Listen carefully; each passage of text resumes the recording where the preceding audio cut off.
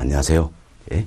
자, AFK 자격시험 대비해서 부동산 설계 이 과목 강의드릴 강사 서대순입니다. 벌써 부동산 설계 이 과목을 강의한 지도 16년이 됐네요. 이 같은 강의 경험을 토대로해서 여러분께 더 좋은 강의가 될 수도 노력해드리겠습니다. 자, 부동산 설계 이 과목은 모듈 1에 해당되는 부분이에요. 총 25문제가 출제가 된다. 이렇게 보시면 되겠어요. 자, 그리고 우리 시험은 철저히 정규 교재 중심으로 출제가 되고 있습니다. 자, 여러분들이 이 교재 다 가지고 계시죠? 이 교재를 우리 흔히 정규 교재다 이렇게 표현하는 겁니다. 여튼 정규 교재를 중심으로 해서 출제가 되기 때문에 본 강의도 정규 교재 중심으로 설명을 드리도록 하겠습니다. 자, 그럼 우리 교재 구성부터 살펴드립니다. 우리 교재는 1장부터 6장까지 모두 6개 장으로 구성이 되어 있습니다. 자, 1장은 부동산 설계 이해다. 그래서 여러 가지 기초적인 지식을 소개하고 있는 부분이 되어 있고, 2장은 경제와 관련된 부분이에요. 그래서 부동산 경제 및 시장이다. 3장은 부동산 가치평가 관련된 부분이죠. 4장부터는 법과 관련된 부분이에요. 4장은 부동산 권리 및 거래에 대해서, 5장은 부동산 정책 그리고 공법에 대해서 다룬 부분이 되겠습니다. 6장은 실무 분야로서 부동산 투자에 대해서 다루는 부분이다. 이처럼 우리 교재는 1장부터 6장까지 6개로 구성이 되어 있습니다. 이때 이제 각 장마다 출제 경향을 간단히 말씀을 드립니다. 자, 1장, 2장은 4문제 정도가 출제된 경향이 있습니다. 그리고 3장, 4장, 5장이에요. 3장, 4장, 5장 이 부분은 4문제에서 5문제까지 출제되는 경향이 있다라는 겁니다. 그리고 6장은 조금 출제물로서 작은 파트예요. 3문제에서 4문제 출제된 경향이 있다. 그럼 우리가 이 내용을 살펴봤을 때, 자, 부동산 설계 이 과목은 1장부터 6장까지 각 장마다 고르게 출제되는 경향이 있다 할 수 있겠습니다. 그렇지만 경우에 따라서는 특정 파트에서 많은 문제가 출제된 적도 있습니다. 자, 예를 들어서 2017년도에요. 3월 시험에서는 3장에서 무려 6문제나 출제되었고, 자, 4장에서는 무려 8문제 이렇게 특정 파트에서 많은 문제가 출제가 되었더라라는 겁니다. 따라서 우리는 교재 전반적으로 학습이 필요하다 할 수 있겠죠. 그래서 전반적으로 학습하는 게 좋은 방법이다라고 보시면 되겠습니다. 자, 또한 본 강의는 자, 처음 AFK 개인 재무설계사죠. 자기혁신을 위한 강의예요. 따라서 이제 그동안 출제된 부분들이라든지 또 출제가 되려 예상되는 부분 중심으로 해서 시험을 위한 강의다 이렇게 생각하시면 되겠습니다. 다음 학습 전략에 대해서 간단히 소개해드립니다. 사실 부동산 설계다 이 과목은 굉장히 어렵게 느껴지는 과목이에요. 왜 그럴까요? 부동산 이 자체 범위가 굉장히 광범위합니다. 그리고 그동안 듣지도 보지 못한 여러 낯선 용어들이 많기 때문이다라는 겁니다. 따라서 이 과목에서 우리가 합격점을 받기 위해서는 먼저 원리에 대한 철저한 이해가 필요하다는 이야기예요. 이해를 하시고 다음 경우에 따라서는 암기도 필요하다는 겁니다. 참 원리에 대한 철저한 이해와 암기가 병행이 돼야 되겠다. 이것은 무엇보다 중요한 게 반복 학습이다라는 거면서 제 강의를 잘 들어보시고 제가 정규 교재에 밑줄 많이 그어드릴 겁니다. 또한 별표도 해드릴 거예요. 이 내용 중심으로 해서 여러분들이 2-3번 정도 이제 교재를 읽어보시면 우리 반드시 합격점 이상을 받을 수 있을 것이다. 이렇게 생각이 됩니다. 따라서 제 강의와 반복 학습, 복습 이게 중요하다 생각하시고 꼭 좀 복습을 좀 부탁을 드리면서 이제 본 과정 진행하도록 하겠습니다. 자, 그럼 여러분 교재 7페이지를 한번 보세요. 여러분 교재 7페이지입니다. 찾으셨나요?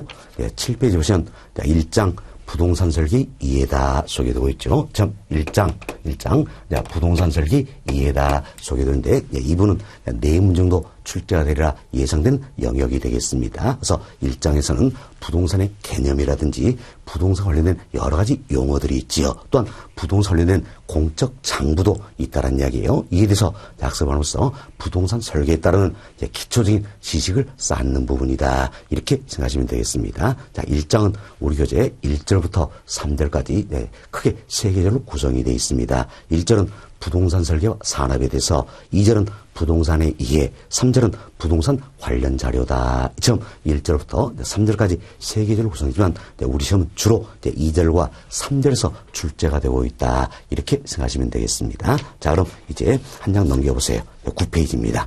9페이지 보시면 1절 부동산 설계와 산업이다 소개되고 있죠. 이분들은 출제빈도 굉장히 낮은 부분이에요. 또한 다소 평이한 부분이다. 그래서 여러분들이 시간 되실 때 편한 마음으로 한번 읽어보셔도 되겠습니다. 그래서 본 과정에서는 1절 부동산 설계와 산업이다. 이 부분은 생략토록 하겠습니다. 다만 여름교재 12페이지를 한번 봐보세요. 여름교재 12페이지 보시면 하단에 나번 소개되고 있죠. 나번 보세요. 나번 보시면 부동산 설계 프로세스다. 프로세스는 과정이다. 이렇게 생각하시면 또는 절차다 생각하시면 되겠지요. 그래서 양으로 1번 부동산 설계 프로세스다 소개되고 있는데 첫 번째, 두 번 정도 읽어보시고요. 다음 페이지 보시면 그림 1-2다. 서 부동산 설계 프로세스다. 1단계부터 6단까지 소개되고 있죠. 이 부분만큼은 여러분들이 한 두 번 정도 읽어봐 주시기 바라겠습니다. 이 정도만 하셔도 1절 부동산 설계 산업은 충분하다 할 수 있겠습니다. 그래서 1절은 마치는 걸로 하겠고요. 자, 2절로 넘어갈 수 있도록 하겠습니다. 자, 2절은 여러분 교재 18페이지예요. 18페이지 보시면 2절 부동산의 이해다 소 있죠. 여기서부터 우리 시험은 집중적으로 출제된 경향이 있다 생각하시고 먼저 1번 챕터입니다. 중간쯤 보시면 01번 나와 있죠. 1번 챕터가 되겠습니다. 자, 1번 챕터는 부동산의 개념에 대해서 다루는 부분이에요. 여기서부터 설명드리고 또 교재도 제가 체크를 해주도록 하겠습니다. 먼저 설명을 잘 들어주시기 바라겠어요. 자, 칠판 보세요. 흔히 우리가 이제 부동산을 바라볼 때는 다양한 측면을 바라볼 수 있어야 된다라는 겁니다. 그래서 이때 이제 물리적 측면이라는 게 있습니다. 그 물리적 측면은 있는 그대로다 이렇게 생각하시면 되겠어요. 앞으로 우리가 학습하면서 물리적이다 이 표현이 많이 나옵니다. 그럼 물리적 이 표현은 뭡니까? 있는 그대로다 이렇게 생각하시면 되겠습니다. 그래서 예를 들어서 지형, 지세 이것은 있는 그대로 할 수 있겠죠. 이것은 게 물리적 측면이다라는 겁니다. 그럼 부동산 이것도 관련이 되어 있겠지요. 다음 여기에 이제 공학적인 부분까지 가미랍니다. 건축학, 토목공학이 되어 있죠. 공학적인 부분까지 가면서 좀 더 넓은 의미에서 우리가 기술적 측면이다 이렇게 표현하는 겁니다. 여튼 기술적 측면은 공학적인 부분도 가미가 되어 있으니까 주로 공간의 이용 기법 등과 관련된 측면을 말한다 이렇게 생각하시면 되겠습니다. 자, 이는 어떤 형태가 있는 거죠? 자, 있는 그대로니까 형태가 있다라는 이야기예요. 자, 보세요. 지형, 지세 눈으로 보면 보이잖아요. 이렇게 쉽게 생각하세요. 형태에 따라서 이는 유형적 측면이다. 형태에 따라 유형적 측면이다. 따라서 부동산의 유형적 측면을 어떻게 이해하는데 도움을 주는 부분이다라는 겁니다. 다음은 이제 경제적 측면이라는 게 있어요. 경제적 측면이다. 자, 부동산은 가격과도 관련되어 있죠. 경제 측면은 가격 등과 관련된 측면을 말한다라는 겁니다. 자, 이는 눈으로 보면 직접 보이는 건 아니죠. 아무리 땅 보러 가도 그 땅이 가격이 얼마다 써져 있는 건 아니잖아요. 그죠? 따라서 눈으로 보면 보이진 않는다. 소형태가 없다. 이렇게 생각하면 되겠죠? 그래서 쉽게 무형적 측면이다. 그래서 경제 측면은 무형적 측면의 부동산을 이해하는 데 도움을 주는 부분이다. 이렇게 생각하시면 되겠습니다. 다음 또 이제 부동산은 법과도 관련돼 있죠. 그래서 이제 법률적 측면이라는 게 있습니다. 참 법률 측면은 권리라든지 제도, 법 등과 관련된 측면이다 생각하시고 이도 눈으로 보면 직접 보이는 건 아니지요. 따라서 형태가 없다. 그래서 법률 측면 역시 무형적 측면이다. 이렇게 보시면 되겠어요. 참 부동산은 여러 측면과 관련이 되어 있다는 이야기. 따라서 부동산을 바라볼 때는 특정 측면만 바라볼 수는 없다는 이야기야. 다양한 측면을 바라볼 수 있어야 된다. 참 부동산을 바라볼 때는 다양한 측면을 바라보자. 자, 이 같은 인식의 사고를 가리켜서 우리가 복합 개념이다. 이렇게 표현하는 겁니다. 복합 개념이다. 이렇게 표현해서 여러분들이 용어부터 잘 정리하셔야 됩니다. 자, 복합 개념이다. 이렇게 표현했어요. 자, 복합 개념은 뭘 이야기합니까? 부동산을 바라볼 때는 다양한 층을 바라볼 수 있어야 한다. 이것은 인식의 사고를 말한다는 겁니다. 크게 우리가 이제 두 측면으로 나눠볼 수 있겠죠. 하나는 유형적 측면이 되겠고 또 하나는 무형적 측면이 되는 것이다라는 겁니다. 이때 유형적 측면 뭐가 있습니까? 좁게 펴면 물리적 측면, 넓게 펴면 기술적 측면이 있다라는 겁니다. 다음 무형적 측면에는 경제적 측면, 법률적 측면이 있다. 이처럼 자, 물리적 측면, 넓게 펴면 기술적 측면이죠. 다음은 자, 경제적 측면, 법률치는 다양한 측면을 바라보자. 이것은 인식의 사고와 복합 개념이다. 이렇게 생각하시면 되겠습니다. 따라서 우리들이 부동산의 개념을 정립할 때도 다양한 측면을 바라볼 수 있어야 된다는 겁니다. 그래서 우리는 다양한 측면에서 부동산의 개념을 살펴보도록 하겠습니다. 자, 먼저 부동산이다 하면 떠오르는 게 있죠. 뭐가 떠오릅니까? 토지, 건물 떠오른다 할 수 있겠죠. 그 중에 대표적인 부동산은 뭘까요? 토지입니다. 왜? 건물은 내용 연수가 있다는 이야기예요. 그럼 내용수가 다르면 헐리고 토지로 돌아가겠죠. 그래서 대표되는 건 토지다 생각하시고 우리 토지를 한번 중심으로 살펴봅시다. 먼저 자, 물리적 개념이에요. 넓게 펴면 기술적 개념이 되겠지요. 자, 그럼 토지를 자, 있는 그대로 보자냐. 물리적인 이편 뭡니까? 있는 그대로 그랬죠. 토지를 있는 그대로 바라보자는 이야기예요. 있는 그대로 바라보면 토지는 인간의 창조물입니까? 자연물입니까? 그렇죠. 자연물이다. 태초에 자연이 우리에게 제공해 준 것이다 할 수 있겠죠. 그래서 있는 그대로 바라보면 토지는 자연물, 즉 자연이다. 이렇게 표현할 수가 있겠습니다. 다음은 자, 토지를 있는 그대로 바라보자는 이야기야. 있는 그대로 바라보면 토지는 공간으로 구성이 돼 있다 할 수 있겠죠. 자, 우리가 이런 생각해보자는 이야기요. 자, 이 토지가 있어요. 이 토지인데 이 토지 이 부분이 바로 뭡니까? 흔히 우리가 지표다 이렇게 이야기하는 부분이죠. 지표면 이건 수평적이라 해서 이 부분은 우리가 수평 공간이다 이렇게 표현할 수 있겠죠. 다음 지표 윗부분이에요. 지표 윗부분을 흔히 우리 뭐라 표현합니까? 공중 이렇게 표현하죠. 이 공간을 가리켜서 흔히 우리가 공중 공간이다 이렇게 표현하는 겁니다. 다음 지표 아랫부분이 있죠. 지표 아랫부분은 뭡니까? 지하죠. 그래서 이 공간을 가리켜서 지하 공간이다 이렇게 표현합니다. 결국 부동산은 수평 공간, 공중 공간, 지하 공간 이처럼 3차원의 입체 공간으로 구성이 되어 있다 할 수 있겠죠. 그래서 부동산을 있는 그대로 바로 뭡니까? 공간이다 표현할 수가 있겠습니다. 자, 다음 자, 이 토지를 또 우리가 있는 그대로 바라보자는 이야기예요. 이 토지를 있는 그대로 바라본다면 이 토지는 있는 그대로 바라본다면 움직일 수 있어요, 없어요? 없죠.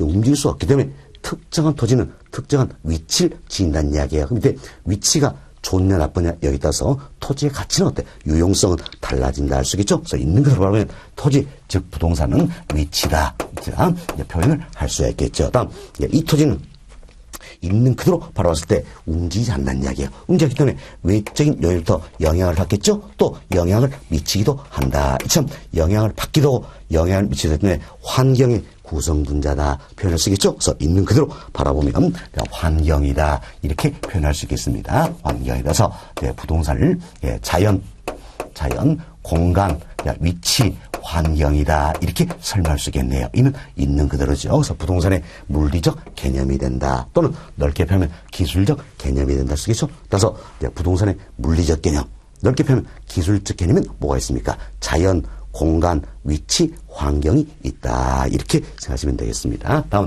우리 경제적 측면에서 한번 살펴봅시다. 흔히 경제학에서는 토지, 노동, 자본 이럴 때 3대 생산 요소다 이렇게 표현하고 있죠. 그래서 토지는 생산 요소다 할 수 있겠습니다. 생산 요소 사실 또 우리가 이래서 할 수 있겠죠. 자, 이 같은 건물 짓기 위해서는 반드시 뭐가 필요합니까? 토지가 필요하다는 이야기예요. 그럼 토지는 건물 생산 에너지의 하나의 요소가 되는 것이다 할 수 있겠죠. 그래서 생산 요소다. 그렇지만 경우에 따라서는 소비재가 되기도 한다라는 겁니다. 자, 사실 우리 이런 생각합시다. 주말에 가족끼리 공원에 유원지에 놀러 갔어요. 그럼 공원, 유원지는 토지는 뭐가 됩니까? 생산 요소가 아니죠. 소비재가 된다 할 수 있겠지요. 또 산림욕, 일려서 소나무 숲에 갔어요. 거긴 토지는 뭐가 되는 겁니까? 소비재가 되는 것이다. 이렇게 보시면 되겠습니다. 다음 토지는 거래의 대상이 되는 거죠. 따라서 상품이다 표현을 할 수 있겠습니다. 상품이다. 또한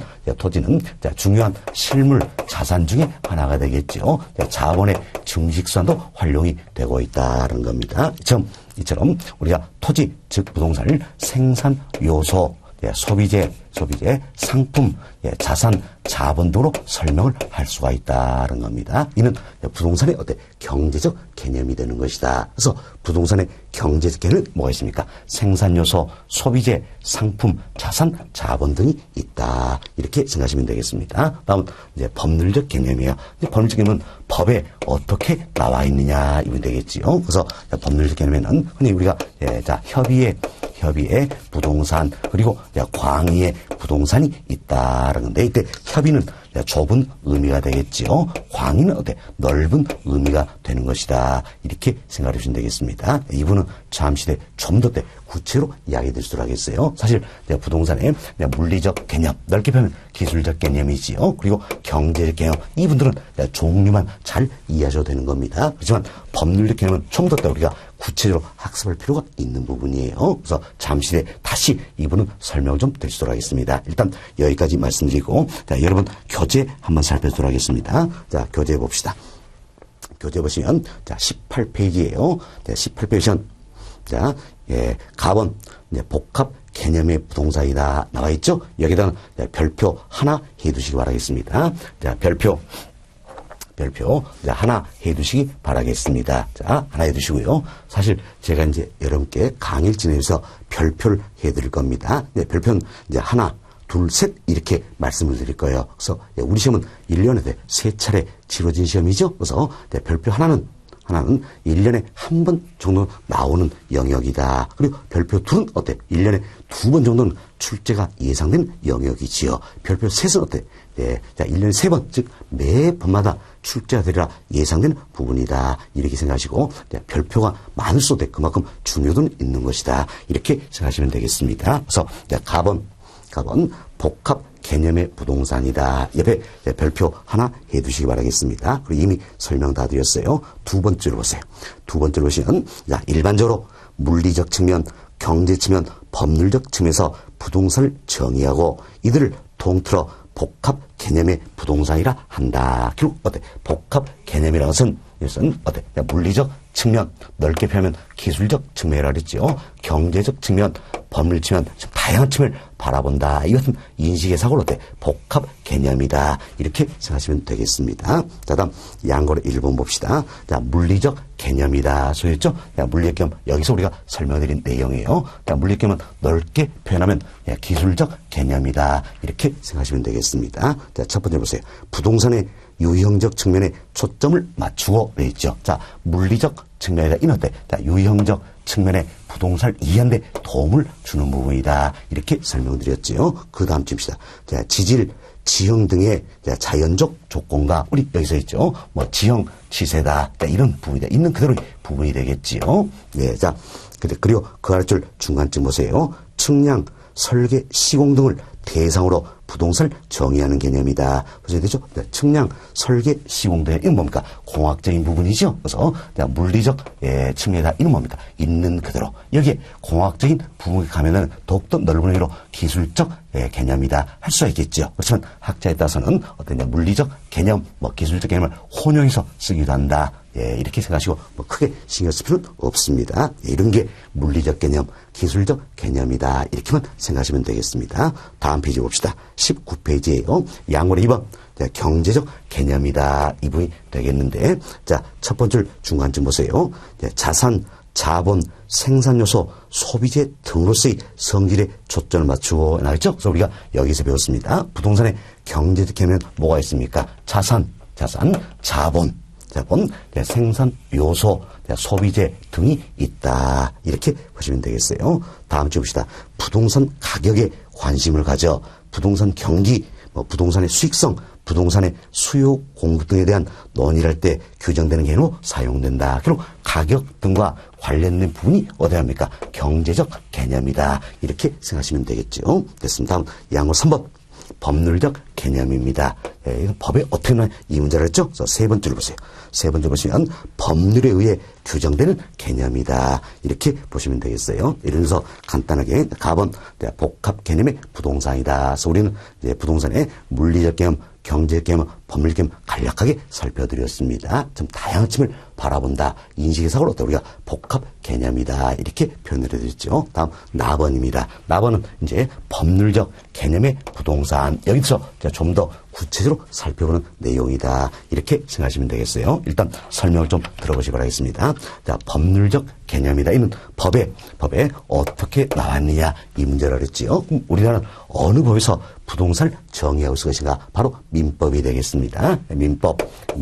자, 민법에 의한다면 자, 어느 법입니까? 민법이에요. 민법에 의한다면 물건이라는 게 있습니다. 물건을 크게 두 가지로 분류를 하고 있죠. 그런데 하나는 부동산입니다.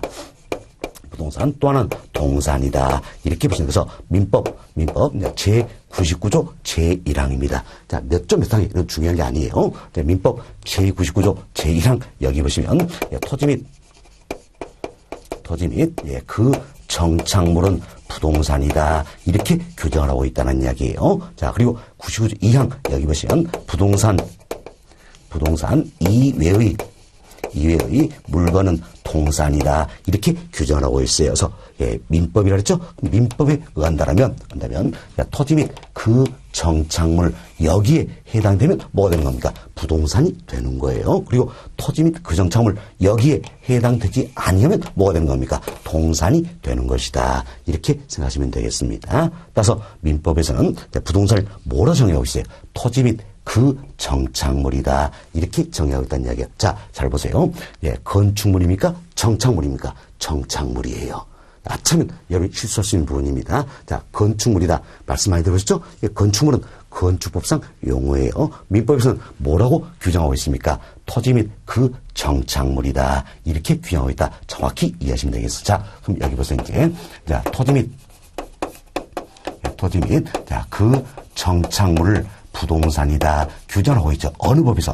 민법에서 규정하고 있다. 결국 민법에서 인정해준 부동산이다. 이런 의미에서 토지 및 그 정착물을 우리 흔히 어때? 민법상 부동산이다. 이렇게 표현하는 겁니다. 자, 민법에서 인정해준 부동산이다. 이렇게 생각하시면 되겠습니다. 자, 민법상 부동산인 토지 및 그 정착물에서 조금 더 구체적으로 살펴드립니다. 먼저 토지입니다. 자, 이 토지가 뭐라는 건 여러분들이 너무 잘 알고 계실 거예요. 자, 다음은 토지는 법률적 측면에서 소유권의 대상이 되고 있다. 그래서 우리가 토지의 소유권을 이해할 수 있어야 된다라는 겁니다. 자, 그럼 여기 보세요. 이제 토지의 소유권에서 말씀 좀 드리겠는데, 자, 우리가 이런 예를 들어봅시다. 여기에 지구가 있습니다. 이렇게 지구가 있어요. 지구에 내가 이제 이만큼의 땅을 가지고 있다. 그때 토지 소유권 효력이 어떻게 인정이 될 것인가? 물론 지구 내에서 이만큼 땅 가지고 있으면 공부합니까? 안 하겠죠? 저에게 안 올 겁니다. 좋습니다. 그럼 이 토지 소유권의 효력이 어떻게 인정이 될 것인가? 이 지구 중심이 있죠. 중심을 축으로 해서 이처럼 토지 소유권의 것은 지표뿐만이 아니라 위로도 아래로도 효력이 인정이 된다라는 겁니다. 그러나 우리나라 경우는 한없이 위아래로 인정이냐? 그게 아니란 이야기예요. 자, 민법 212조입니다. 자, 민법 212조에서는 토지 소유권을 규정하고 있죠. 그래서 민법 212조에서는 토지 소유권은 정당한 이익이 있는 범위 내에서 정당한 이익 있는 범위 내에서 토지의 상하에 미친다. 이렇게 규정하고 있다는 이야기예요. 자, 잘 보세요. 정당한 이익 있는 범위 내에서 그래서 토지의 상하에 미친다. 이렇게 규정하고 있다는 이야기야. 결국 상하에 미친다 했으니까 토지소유권은 지표뿐만이 아니라 위로도 아래로도 어때? 효력을 인정해 주겠다. 그 이야기죠. 그렇지만 한없이 위아래로 인정은 아니란 이야기예요. 정당한 이익이 있는 범위 내에서다라는 겁니다. 그렇죠? 이제 정당한 이익이 따로 인정되는 이 부분에 대해서는 정당한 이익이 따로 인정되는 이 부분에 대해서는 이 부분에 대해서는 지표뿐만이 아니라 위로도 아래로도 소유권 효력을 인정해 주겠다. 그렇지만 정당한 이익이 없다라고 판정되는 이 부분에 대해서는 이것은 토지 소유권 효력을 인정합니까 안 합니까? 안 하겠다 그 이야기예요. 그래서 정당한 이익이 있다 인정되는 이 부분에 대해서만큼만 지표뿐만 아니라 위로도 아래도 소유권 효력을 인정하겠다. 이렇게 보시면 됩니다. 그럼 도대체 정당한 이익 있는 분이 어디까지 것인가? 예, 이것도 우리가 이해할 수 있겠어요. 정당한 이익이 있다. 예, 이건 어때? 이제 흔히 사회 통념상 판단을 합니다. 사회 통념상 판단한다. 또는 법률이 허용하는 용도적 범위 이내에서 판단한다는 겁니다. 그럼 우리가 쉽게 이 생각하는 이야기요. 건폐율 용적률이 있겠지요. 그럼 주변에 건물들 생각해보세요. 그럼 주변의 건물들 대체로 건폐율 용적률 최대한 활용하고 있다 할 수 있겠죠. 거기까지가 정당한 이익 있는 범위다. 이렇게 생각하셔도 크게 문제는 되지 않습니다. 그럼 결국은 주변의 건물을 생각해보세요. 높이가 다 같습니까? 다릅니까? 다르죠. 이게 뭡니까? 토지마다 정당한 이익 있는 범위는 다를 수가 있다. 이런 의미예요. 여튼 이제 정당한 이익 있는 범위에서 토지의 상하에 미친다 생각하시고 우리가 이분 조심해 봅시다. 지하수가 있어요. 지하수. 그렇죠? 지하수를 이용할 수 있는 권리가 있다는 이야기예요. 이때 지하수는 토지의 구성 분자입니다. 토지의 구성 분자 때문에 지하수를 이용해서 권리는 토지 소유권에 포함이 되는 거예요. 그렇지만 미채굴 광물이 있어요. 미채굴 광물은 이래 생각하시면 되죠. 채굴되지 아니한 광물이라는 이야기예요. 쉽게 내 땅 밑에 금이 묻혀 있다는 이야기야. 아직까지 채굴되지 않았죠? 예, 이것이 미채굴 광물이다라는 겁니다. 근데 미채굴 광물은 우리가 경우에는 민법상 객체되지 못합니다. 광업법상 광업권의 객체 때문에 토지 효력이 미칩니까? 미치지 못한다는 이야기예요. 그렇죠? 그래서 내 땅에 금이 묻혀 있다. 좋아할 이유 하나도 없다는 이야기. 이것 때 잘못 건드리면 학교 갔다 오는 겁니다. 그렇죠? 학교가 어때? 매일같이 규칙 생활하죠? 졸업시간 날은 별도 하나 달아주는 거예요. 가족들은 더 이상 별은 달지 말라고 선물로 두부도 주는 거지요. 그래서 건드리면 안 된다 생각하시고 여튼 이분 조심합시다. 미채굴 광물은 토지 소유권 효력이 미칩니까? 미치지 못합니까? 미치지 못한다. 이렇게 생각하시면 되겠어요. 미채굴 광물은 토지 소유권 효력이 미치지 못한다. 이렇게 보시면 되겠어요. 그래서 토지 소유권은 이 정도로 정리가 좀 되시면 되겠습니다. 다음은 정착물이라는 게 있어요. 정착물에서 간단히 또 살펴보도록 했는데 정착물에서는 우리가 이제 정착물의 의의와 정착물의 종류에 대해서 학습을 좀 하시면 되겠습니다. 그래서 정착물의 의의 그리고 정착물의 종류 이걸 학습하시면 되겠어요. 먼저 의의부터 살펴봅시다. 말 그대로 보세요. 정착물에서는 정착된 물이 뭡니까? 물건이에요. 물건. 그래서 정착된 물건이다. 이렇게 보시면 돼요. 그럼 어디에 정착이 됐습니까? 그가 뭡니까? 토지가 되겠지요. 토지. 그럼 토지에 정착이 돼 있다는 이야기는 토지에 고정적으로 부착이 돼 있다는 이야기. 그래서 쉽게 이동시킬 수 없는 물건을 우리가 정착물이다. 이렇게 표현한다. 생각하시고. 이것은 정착물도 크게 두 가지가 있어요. 두 가지인데, 먼저, 토지와의 독립물로서 취급되는 정착물이 있다라는 겁니다. 이걸 흔히 우리가 이제 독립 정착물이다. 이렇게 이야기합니다. 다음, 토지의 일부로서 취급되는 정착물이 있어요. 이를 가려서 우리가 흔히 종속 정착물이다. 이렇게 표현하는 겁니다. 그럼 여기 보세요. 둘 모두가 어때? 정착물이에요. 정착물인데 토지와의 독립물로서 취급되는 정착물이고 토지의 일부로서 취급되는 정착물이다. 이렇게 생각하시면 되겠어요. 근데 토지와의 독립물로서 취급된 정착물이다. 이거 뭡니까? 결국 토지와 독립된 물건이라는 이야기지요. 그럼 토지와 독립이 됐으니까 토지가 어때? 별개로서 거래의 대상이 될 수 있다는 겁니다. 이게 독립물로서 취급된 정착물이 있고 토지의 일부로서 취급된 정착물은 토지 어때? 일체로서 거래의 대상이 되는 것들이다. 이렇게 생각하시면 되겠습니다. 그럼 우리 몇 가지 구분 한번 해봅시다. 여기 보세요. 여기 보시면 이것은 건물이 있습니다. 건물이 있고, 이때 토지가 있죠. 토지가 있고, 건물이 있다라는 겁니다. 이때 우리 건물, 이걸 살펴보자는 이야기예요. 건물은 어떻습니까? 토지에 고정적으로 부착되어 있지요. 쉽게 이동시킬 수 있어요, 없어요? 없다라는 이야기예요. 참 토지에 고정적으로 부착돼서 쉽게 이동시킬 수 없다. 따라서 건물은 어디에 해당합니까? 정착물에 해당이 되겠지요. 참 정착물에 해당이 되는데, 그럼 독립물로 취급되는 정착물이냐, 일부러 취급되는 정착물이냐, 이걸 구분할 수 있어야겠죠. 자, 우리가 이래서 합시다. A가 토지도 가지고 있고 건물도 가지고 있어요. 이때 A가 이 토지를 B에게 양도 판다는 이야기예요. 팔면 건물도 당연히 B에게 딸려가 버린다는 이야기예요. 이때 건물은 정착물이지만 토지와 일체서 거래 대상이 되고 있는 거죠. 이때 뭐가 됩니까? 바로 건물은 정착물이란 토지의 일부가 되는 거예요. 그래서 미국이나 서구 사회 등 미국, 유럽 등 서구 사회에서는 이 건물 뭘로 보는 겁니까? 토지의 일부로서 보고 있다라는 겁니다. 그러나 우리나라는 예외가 된 나라예요. 우리나라는 입장이 다르다는 겁니다. 그래서 우리나라는 A가 토지는 그대로 가지고 있으면서 건물만 B에게 팔 수 있어요, 없어요? 있다는 이게 우리나라예요. 우리나라는 건물은 정착물인데 토지가 별개로서 거래 대상이 된다 할 수 있겠죠. 그래서 우리나라의 경우에는 건물은 토지와의 독립물로서 취급되는 대표적인 정착물이 되는 것이다. 이렇게 생각하시면 되겠습니다. 그래서 우리나라에서 토지와의 독립물로서 취급되는 대표적인 정착물 뭐가 있습니까? 건물이 있다라는 겁니다. 이처럼 건물은 토지와 별개로서 거래 대상이 된다는 이야기야. 그래서 경우에 따라서는 토지 소유자와 건물 소유자가 다를 수 있어요, 없어요? 있다는 이야기. 이게 우리나라예요. 그래서 앞으로도 보겠지만, 토지 등기부와 건물 등기부가 따로 있다는 이게 원칙. 물론 여기도 예외는 있습니다. 그러나 원칙은 지금 토지와 건물의 소유자가 다를 수 있기 때문에 토지 등기부와 건물 등기부가 별도로 존재한다. 이렇게 보시면 되겠습니다. 자, 다음 또 우리는 이 예를 한번 살펴봅시다. 여기 보세요.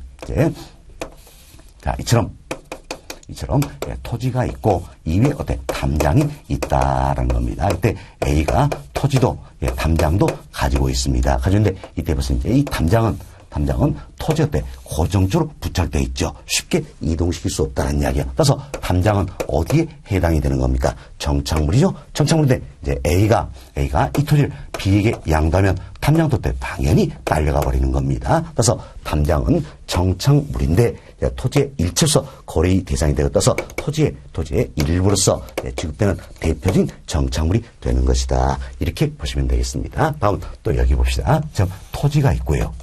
토지가 있고 여기에 토지에 뿌리 내리고 있는 살아있는 나무가 있어요. 지금 토지에 뿌리 내리고 있는 살아있는 나무, 이걸 해서 우리가 흔히 수목이다 이렇게 표현한다. 흔히 여러분들이 수목원 다녀왔다 이런 표현을 하잖아요. 이때 수목이다라는 겁니다. 자, 이때 A가 토지도 수목도 가지고 있습니다. A가 토지도 수목도 가지고 있다라는 겁니다. 가지고인데 보세요. 먼저 수목입니다. 수목은 토지에 뿌리 내리고 있죠? 뿌리 내렸으니까 자, 토지에 부착되어서 쉽게 이동시킬 수 없다 할 수 있겠지요. 그래서 수목도 정착물이에요. 수목도 정착물인데 이제 A가 토지를 B에게 팔았습니다. 그럼 수목도 당연히 날려가는 것이다. 그래서 내가 토지 사면 이 위는 수목 나무까지 함께 사는 셈이 되겠다 할 수 있겠지요.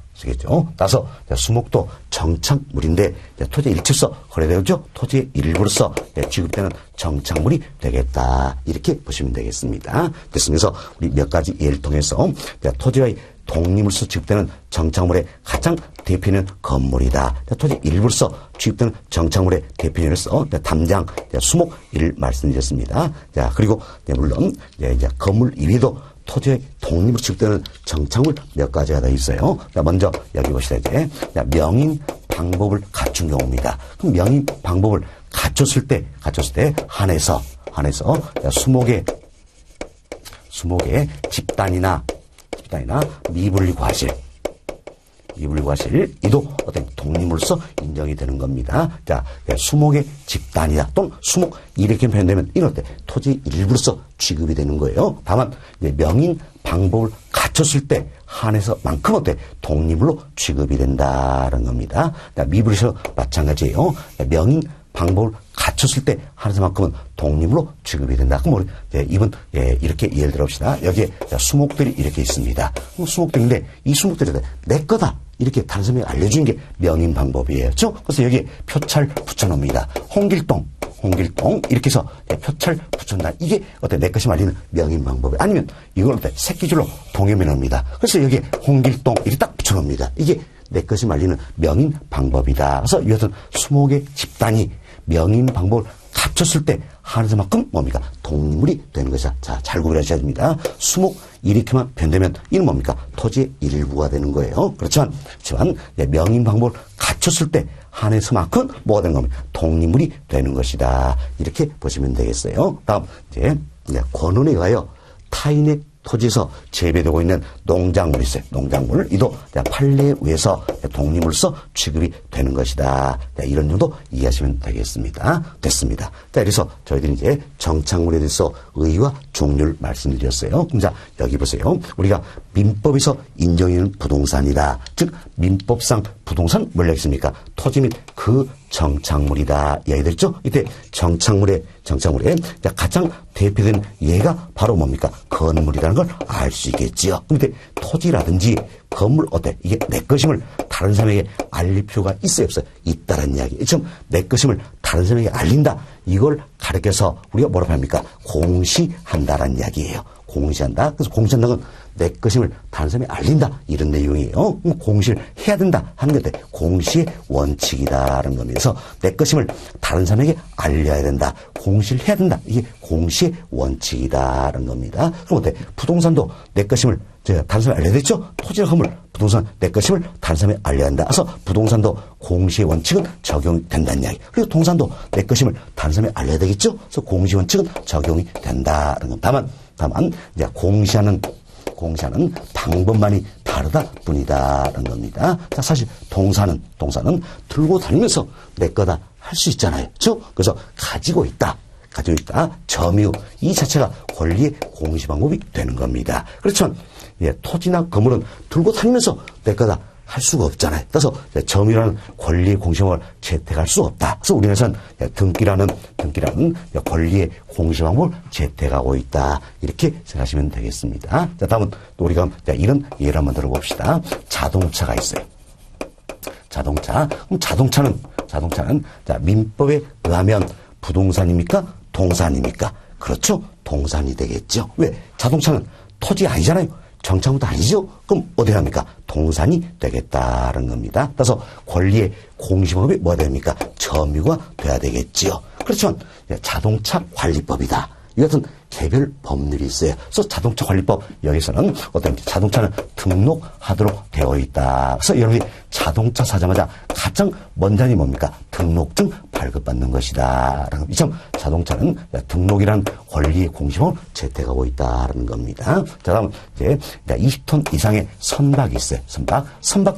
선박도 민법에 의하면 부동산입니까? 동산입니까? 동산이잖아요. 왜? 토지 및 그 정착물 아니죠? 그럼 부동산 이외의 물건이니까 동산이 되겠다. 그래서 권리의 공시는 뭡니까? 점유가 돼야 되겠죠. 그렇지만 선박 등기법 이와 같은 개별 법률에서 선박은 등기하도록 되어 있다는 겁니다. 그래서 우리가 대표적으로 자동차 선박 말씀을 드렸어요. 이는 개별 법률에서 등기나 등록 등의 권리 공시를 채택하고 있다는 겁니다. 이처럼 개별 법률에서 등기나 등록의 권리의 공시방법을 채택함으로써 부동산의 권리의 공시방법과 유사성이 있다는 이야기에서 부동산에 준해서 취급해 주겠다라는 게 있습니다. 대표가 자동차 선박이 되겠죠. 이를 가려서 부동산에 준해서 취급한다서 준부동산 또는 의지한다 같은 말이죠. 의제 부동산이다 이렇게 표현하는 겁니다. 그럼 우리가 이분 구별하셔야죠. 자, 민법에서 인정해준 부동산 뭡니까? 토지 및 그 정착물이에요. 그리고 이제 준부동산은 민법에서 인정해준 부동산입니까? 아니에요. 민법에 의하면 동산이나 동산 조성은 일체 집단이에요. 그렇지만 개별 법률에서 권리의 공시법을 등기나 등록을 채택하고 있다. 그래서 부동산의 권리의 공시가 유사성이 있다서 부동산에 준해서 취급해 주는 것들이다. 그래서 민법에서 인정해놓은 부동산은 토지 및 그 정착물이고요. 다음 준부동산은 개별 법률에서 부동산에 준해서 취급되고 있는 것들이다. 이렇게 보시면 되겠어요. 그때 여기는 토지 및 그 정착물이다. 민법상 부동산이 되겠지요. 이 부분만 가르쳐서 우리가 뭐라고 합니까? 좁은 의미, 즉 협의의 부동산이다. 이렇게 표현하는 겁니다. 그리고 여기에 준부동산까지 포함시키는 더 넓은 의미가 되죠. 광의의 부동산이다. 이렇게 표현되고 있다는 거. 혼자 보세요. 협의의 부동산이다. 그리고 민법상 부동산, 토지 및 그 정착물 말하는 거죠. 그래서 토지 및 그 정착물, 민법상 부동산, 협의의 부동산 모두 다 같은 의미가 되는 것이다 생각하시고, 이는 민법과 관련되어 있지요. 다음 준부동산은 개별 법률과 관련이 되어 있다. 모두가 법과 관련해서 협의의 부동산, 광의의 부동산 어디다 합니까? 자, 지금 협의의 부동산, 광의의 부동산 어때? 부동산의 법률적 개념에 해당이 되는 것이다. 이렇게 생각하시면 되겠습니다. 됐습니다. 자, 이렇게 해서 저희는 이제 부동산의 법률적 개념에서 더 구체적으로 살펴드렸습니다. 여러분 교재 간단히 살펴드립니다. 교재 봅시다. 19페이지예요. 자, 나번 법률적 개념의 부동산이다 나와있죠? 옆에다가 별표 2개 해놓으시기 바라겠습니다. 2개 해놓으시고 양권의 1번입니다. 양권 1번 협의의 부동산이다 소개됐죠? 협의의 부동산 그럼 뭡니까? 민법상 부동산인 토지 및 그 정착물 말한다. 이렇게 생각하시면 되겠어요. 그리고 우리 교재는 이런 내용이 있어요. 흔히 우리가 부동산이다. 그럼 뭘 또립니까? 토지 건물이지요. 이처럼 토지 건물이다. 자, 이는 어떻습니까? 자, 건물은 정착물의 대표인데죠. 결국은 토지 및 그 정착물이다. 그래서 우리가 흔히 이야기하는 부동산이다. 그럼 어때? 토지 건물이다. 자, 이는 어때? 협의의 부동산이다. 법률적 개념의 부동산이 되는 것이다. 이렇게 생각하시면 되겠어요. 이게 양월 1번 첫 번째 줄에 나와 있네요. 첫 번째 보세요. 일반적으로 부동산이라면 토지 및 그 정착물로서 법률적 측면을 말한다. 왜? 우리 흔히 이야기하는 부동산은 뭡니까? 토지 건물이다. 건물은 정착물의 대표적이죠. 그래서 우리 흔히 이야기하는 부동산 결국 토지 및 그 정착물이다. 따라서 협의의 부동산 법률적 개념이 되는 것이다. 이렇게 생각하시면 되겠습니다. 다음 동그라미 1번 보세요. 토지 소유권의 범위입니다. 이미 설명은 다 드렸습니다. 첫 번째 자, 민법에서는 토지의 소유권은 정당한 이익 있는 범위 내에서 토지의 상하에 미친다. 이렇게 규정하고 있다는 겁니다. 자, 그 아래줄 끝부분 보세요. 자, 세 번째 끝부분입니다.